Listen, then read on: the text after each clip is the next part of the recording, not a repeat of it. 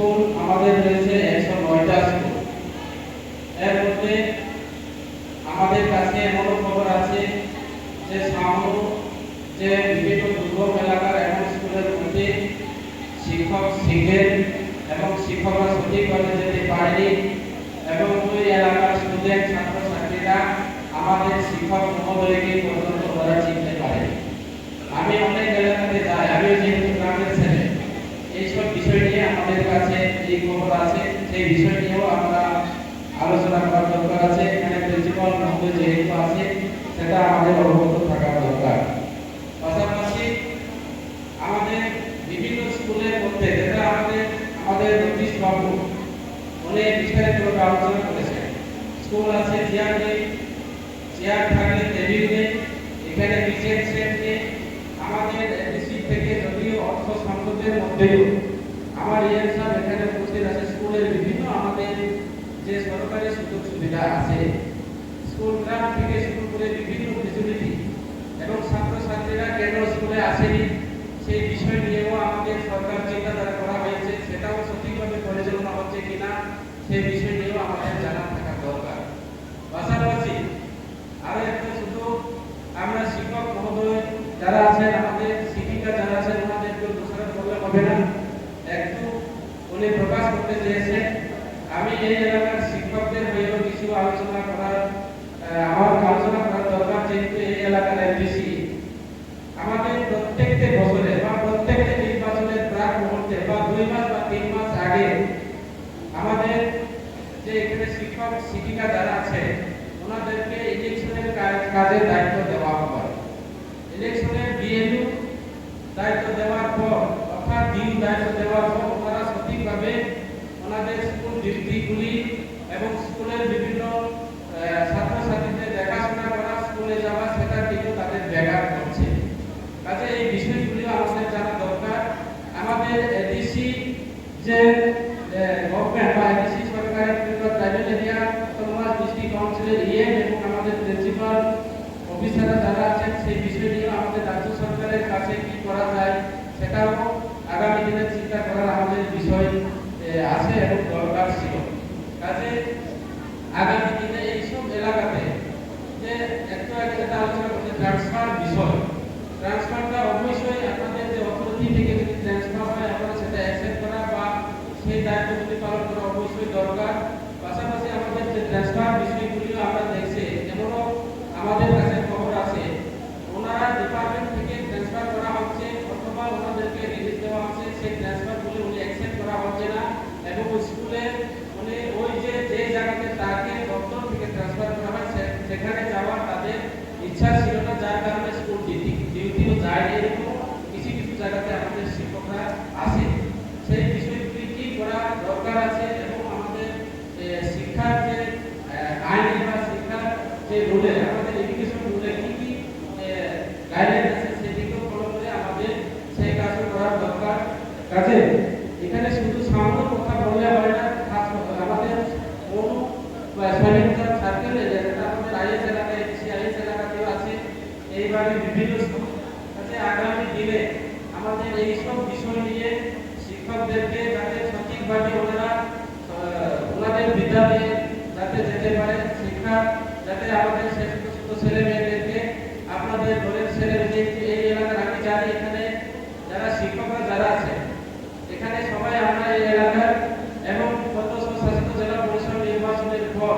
আমাদের কিছু শিক্ষক ট্রান্সফার হয়েছে। এখনো আমাদের এখানে যেখান থেকে ট্রান্সফার হয়ে গেছে সেইখানে আমরা ওইসব স্কুলের মধ্যে আমরা ট্রান্সফার করে বা অন্যান্য স্কুল থেকে আমরা আসতে পারিনি, সেই দিকেও আমাদের লক্ষ্য করে আমার ইএম সাহেবের সঙ্গে আমি বিস্তারিতভাবে টেবিলে বসে আলোচনা করেছি এবং আগামী দিনে এডিসিতে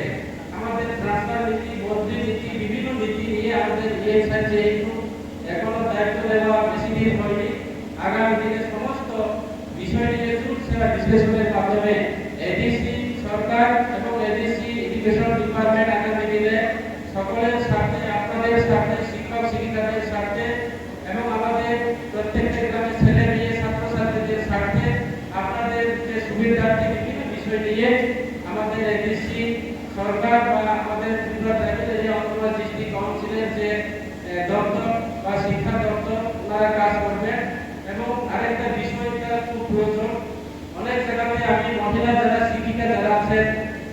ওনারা পায়ে হেঁটে বিভিন্ন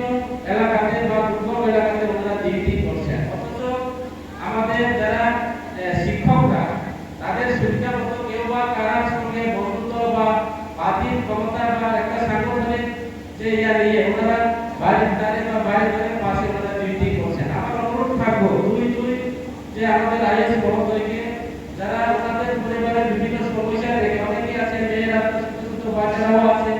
এরপরে বিভিন্ন ডিস্টেন্স ভৌগোলিক অবস্থা দেখে ওনাদেরকে যাতে সেটিং করে বা ওনাদেরকে একটা সুবিধা মতো স্কুলে যাতে সেটিং করা হয়। এইভাবে আমরা সমস্ত বিষয়ে যাতে সামগ্রিক বিষয়ে যাতে কেউ অসুবিধা না হয়, শিক্ষাও যাতে আমাদের অবহেলিত না হয়, শিক্ষকরাও যাতে অসুবিধা না হয়, আমাদের শিক্ষিকারাও যাতে অসুবিধা না হয়, সেই দিকে লক্ষ্য করে আমরা আগামী দিনে কাজ চালিয়ে যাব। কাজে আমি দীর্ঘক্ষণ আলোচনা করার সময় নেই, আমার ইয়ে সাহেব আবার মানিকপুরে যাবে,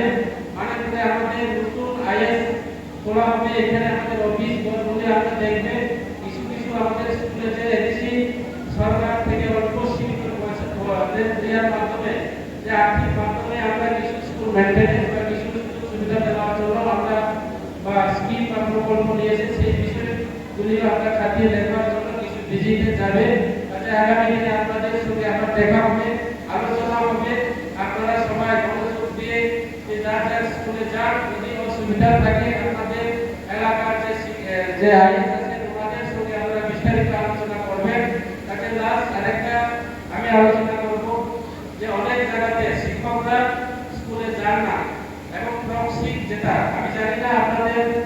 শিক্ষা দপ্তরের একটি গাইডলাইন তৈরি করা আছে, সিস্টেম আছে কিনা, ম্যাক্সিমাম যে স্কুলের মধ্যে এসবি স্কুলের মধ্যে তো জেবি স্কুলের মধ্যে হোক, আমি জানি এখানে জেবি স্কুল আমাদের সামনে এলাকাতে প্রায় ৭৪টা এবং এসবি স্কুল